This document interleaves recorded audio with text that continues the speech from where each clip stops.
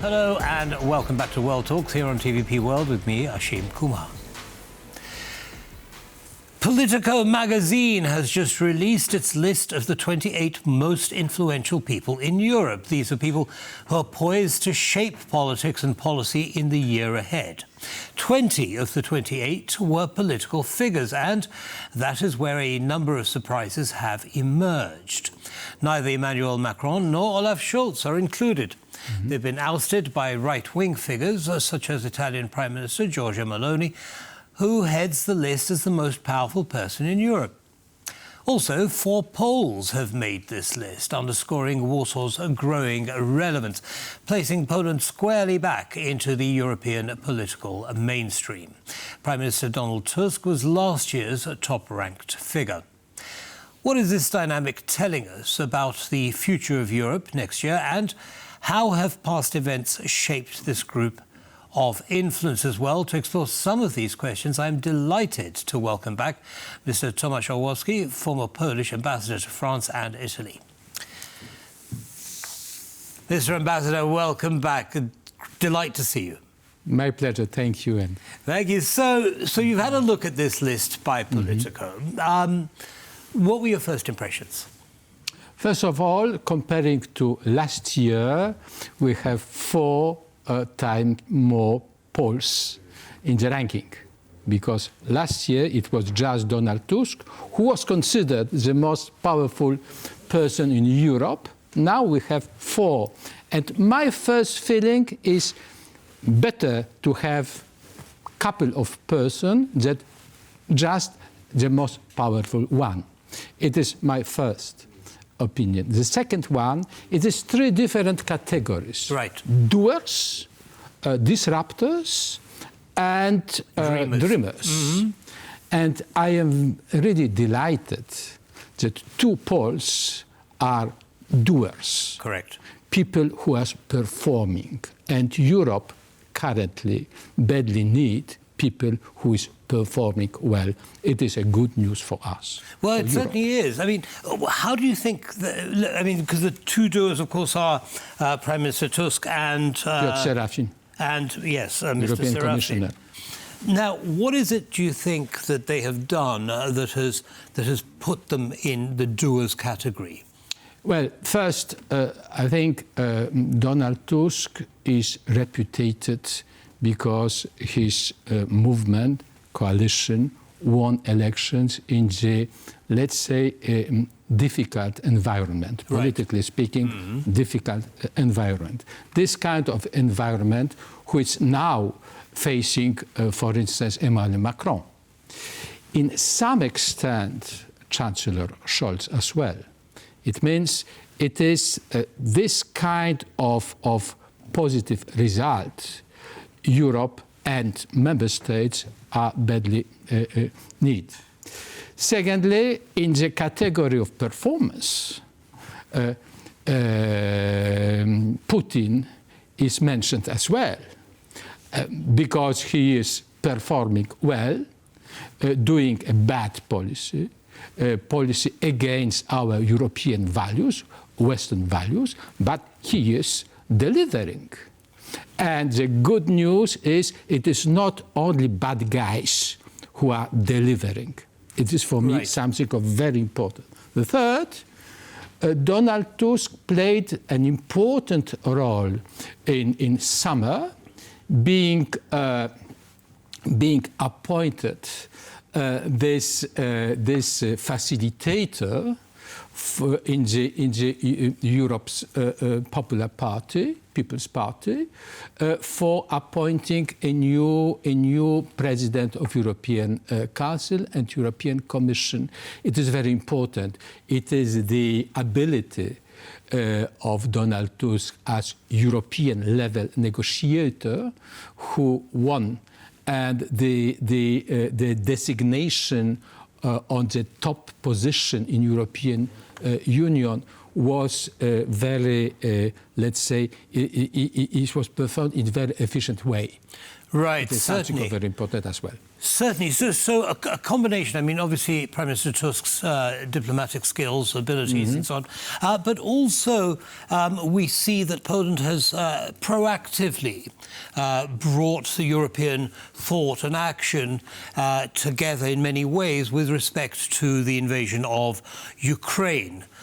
We see, for example, Prime Minister Macron coming along today, I believe, to see Prime Minister Tusk. Now, moving on to the general kind of profile that we see, Macron and Scholz are no longer on the list, and they've been replaced by Giorgia Meloni, Prime Minister of Italy. Any comments on that? Well, I think it is showing the real situation of Europe.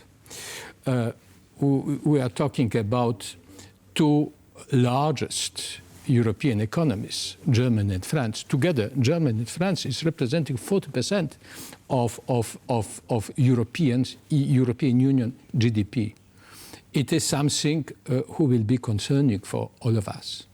In this moment, during the war in Ukraine, with the changement of American administration, with the new situation in Syria and the Middle East, it will be hard to propose some new policy for Europe. And we will keep the presidency of the Council of European Union in 3 weeks. Right. It is important, very important, because we will not have this two proverbial engines of European Union, Germany and France, and the responsibility of Poland as presidency of the Council, which be bigger and stronger. Right. Certainly in terms of comparatives, that hangs together perfectly well. What about Giorgia Meloni? Italy is, as you say, far from the biggest economy in Europe. And the third one. Yeah, but at the same time, she's number one. She's leapfrogged Scholz and Macron and everyone else to become number one overall. You know, even for me, Giorgia Meloni, I met in the past, being ambassador to Italy, it is a great surprise. The first thing we can say, she is very efficient as politician. So a doer. I think, first of all, she understood what Italians need. Like in the past, it was Berlusconi. For this reason, in some extent, I am comparing a success of Meloni to the former success of Berlusconi. To represent this kind of values, Berlusconi represented Italian entrepreneurship. Meloni is representing Italian household in some extent, Italian family values, something Italy badly needs now in the difficult situation connected to the migration, connected to the economic crisis in Italy. And she is offering to average Italian some sense the government is doing what Italians need. It is a success. She is more moderated without 3 years ago. She is more stable without 3 years ago because she formed a really stable government. Right.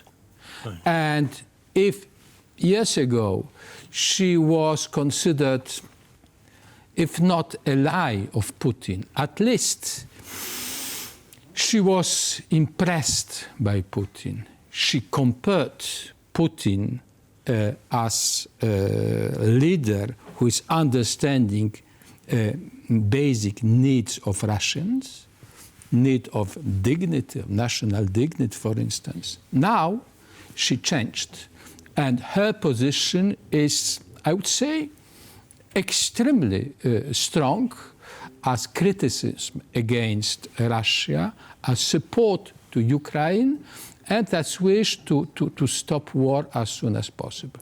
And the values align with those of the Italian people. Exactly. Exactly. Okay. Just in the last minute or so that we have left, I did want to ask you about Mr. Trzaskowski, who's also in one of the most influential lists. Yes. As disruptor. He's a disruptor. For me, it means it is a person for the future.